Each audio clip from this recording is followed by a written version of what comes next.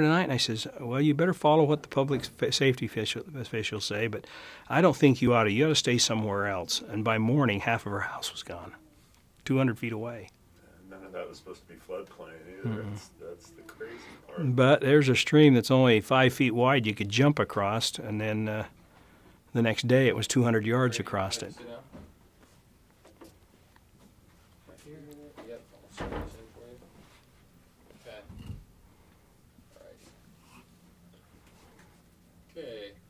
Count to 10 for me, please. 1, 2, 3, 4, 5, 6, 7, 8, 9, 10.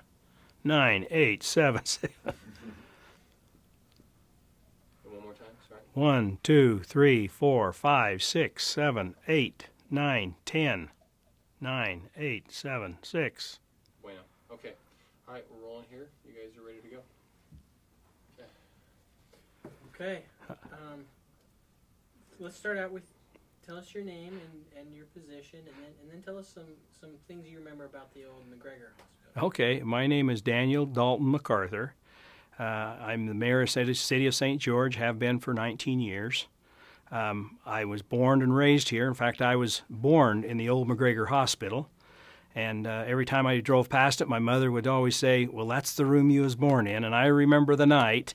And so I have very fond memories of that. I don't remember the hospital other than it was used for other things. It was used for a care facility for people, disadvantaged people for a period of time, and then, of course, tore down and replaced with another building.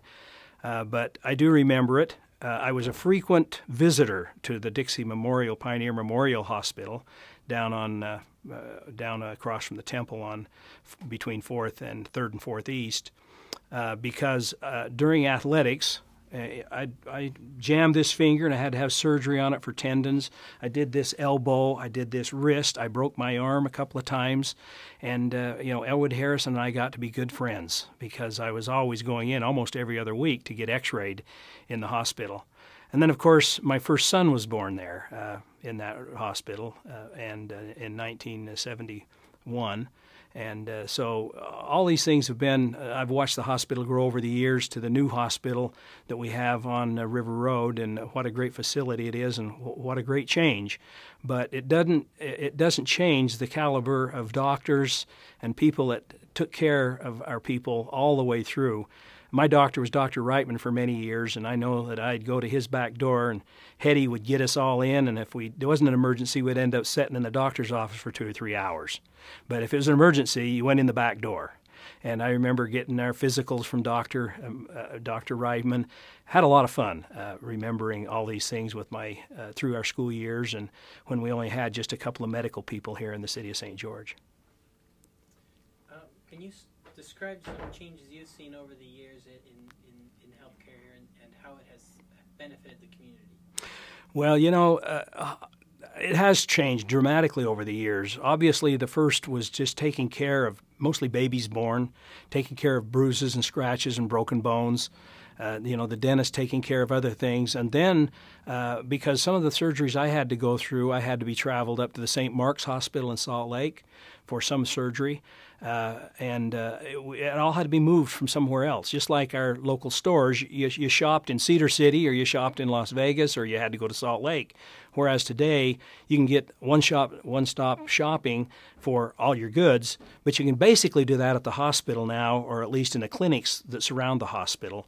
Because of the expertise that we have and the caliber of doctors we have, there isn't hardly anything that cannot be treated right here locally. And we're very supportive of the hospital and its advances and the way it interacts with the community. So you mentioned now people can stay here for pretty much anything. What does that mean for the community? Well, it means a lot because, our population in the city of St. George, we may have about 17% of our population that are elderly people or at least senior citizens, whereas most communities are down around 11%. But the biggest part of our population is those from 17 to 34, which is a growing, vibrant young community.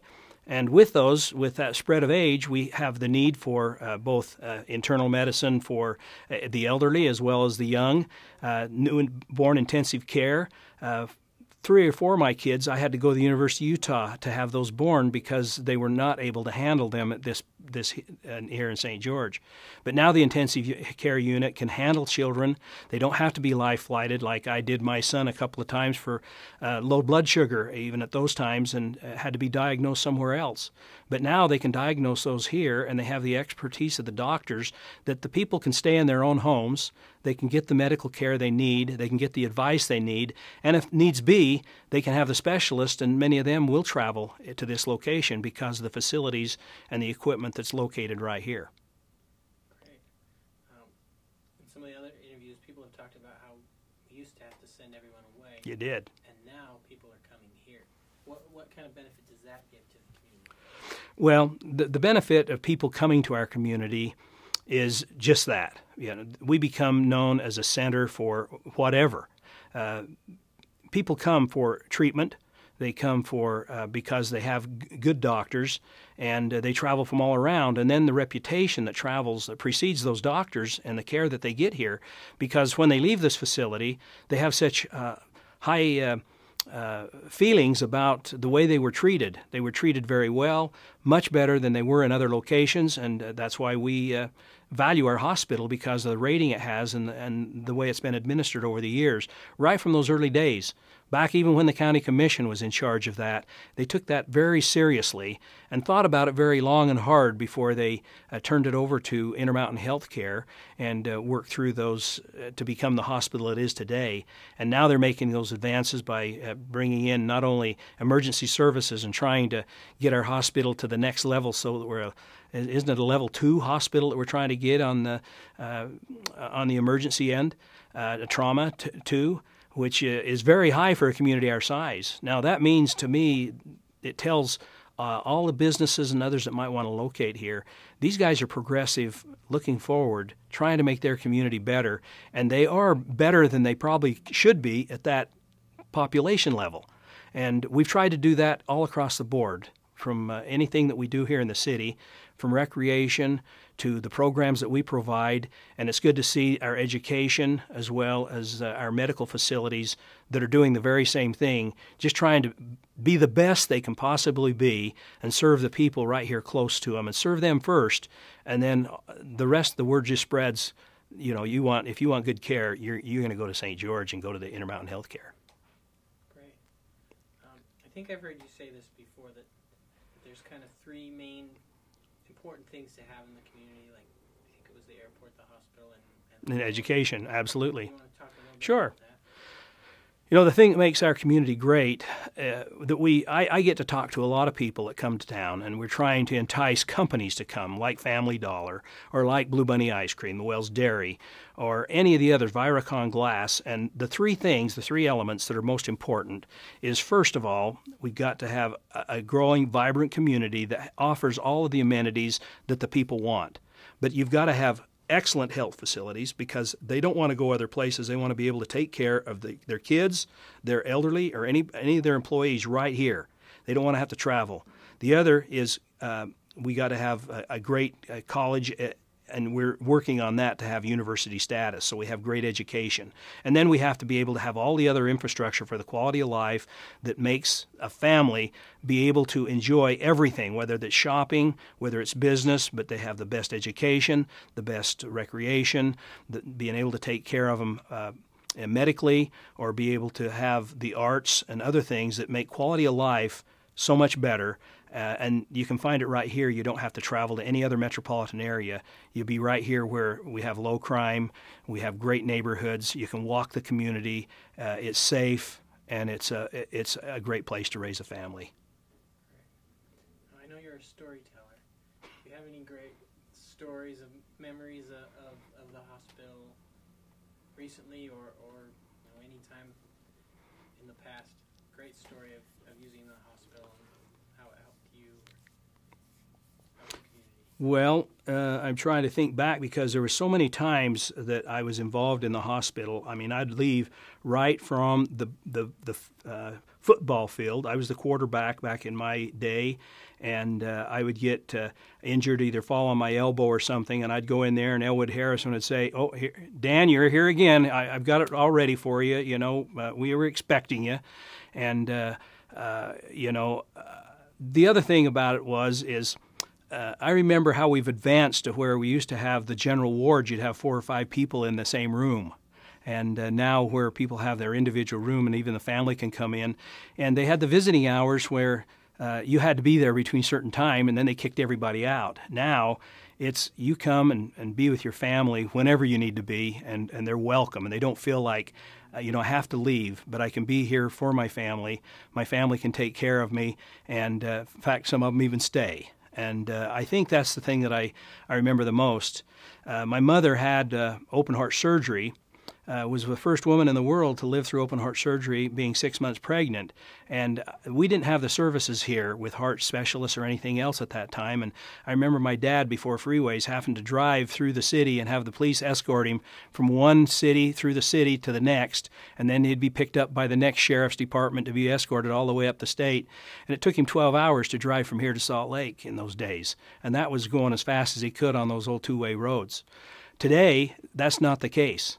We have the hospital now, and the community has supported it so well with donations and other things to have life flight service here that has even able to help people and rescue them right from the accident scene, or even a rescue anywhere around. That is what's great to me, is because it's a full-service hospital. It's also a community that stands behind the hospital, and they try to give us and deliver us the highest level of service. And as they did in those other days, they just did not have the capability or the know-how in those particular days. They were taking care of just the basic needs of life. Now, they can take care of all the things that we have, and they're even expanding into the neurosurgery and being able to become a level 2 trauma hospital. That says a lot to this community, and it gives us a lot of ammunition when we're out there trying to recruit businesses and tell people, not only are we in the best community, it's shown not just by us, but it's shown by the businesses that we have here. Can you talk a little bit about when St. George, first started in the early 1900s? There was a lot of children dying from water and the E. coli that the animals put in. Can you talk a little bit about that? Yeah, I'll tell you a little bit. I wrote the preface for the book commemorating 100 years and thinking of those early doctors and the things that come in, because as people came here early in the morning, the first thing is everybody keep their cows in the barn or curled up, and people would go out in the ditch and gather up the water and take it and put it in a barrel next to the side of their house. They didn't ever think about what might be waterborne illnesses or what E. coli or other things were from the feces from animals. And so the parents and the adults had enough immune buildup in their system that they could survive, but the kids didn't. Those first few years that St. George was in existence, 2/3 of the people that died, a little more than 2/3 of the people that died, were kids under 5 years old. So the first 150 deaths in here were about 90 or so were children. I had that in my family from my grandfather. The first girl baby born in the valley was Margaret MacArthur from my great-grandfather, was one of those early settlers. But she only lived a couple of years, and she passed away. And you see that in the books. I have a book on my desk right here of the cemetery from the very first death right up to today. And it's interesting to see what the causes of death were. Some of them old age, some of them consumption, some of them were other things that were interesting to read.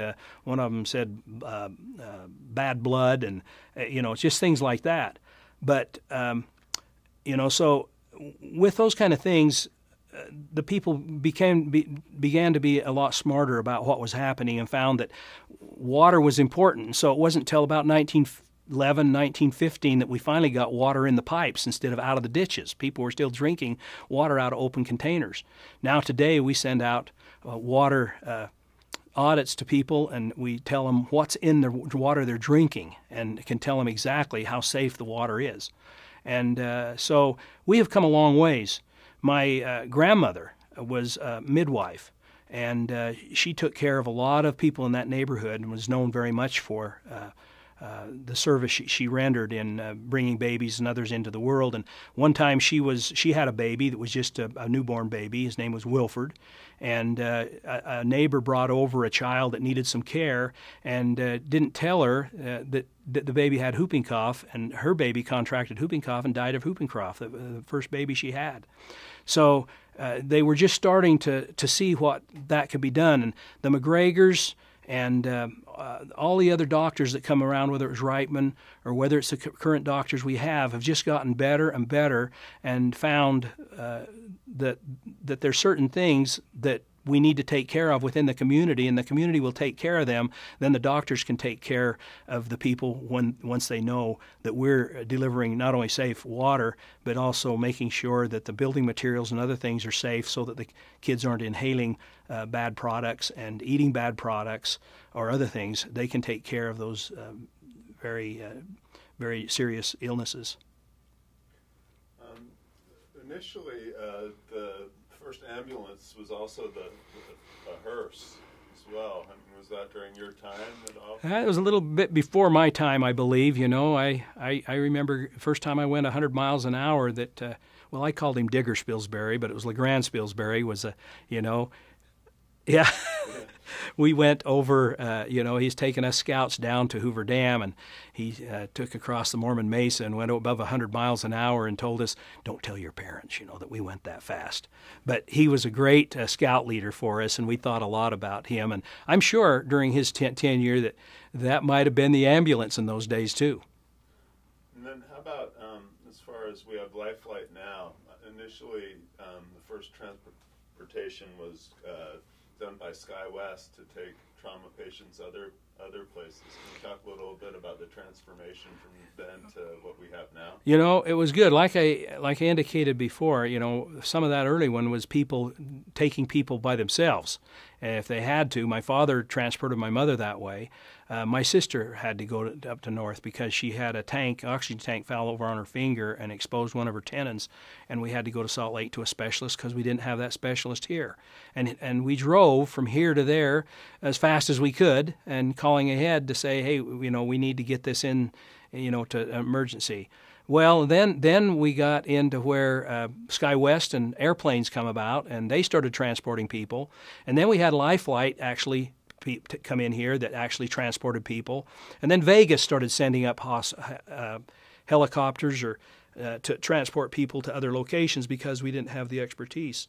Now today, because of the need and because of the generous donations of many people here and families, we do have a flight, hospital, and a helicopter that can take people and deliver them if they need to be delivered somewhere else, or pick them up from other locations and bring them to a central location for service. And the people that are manning those are very well qualified and able to get the necessary medical attention quickly, and then to the surgery or whatever else needs to be done in a very safe, quick manner.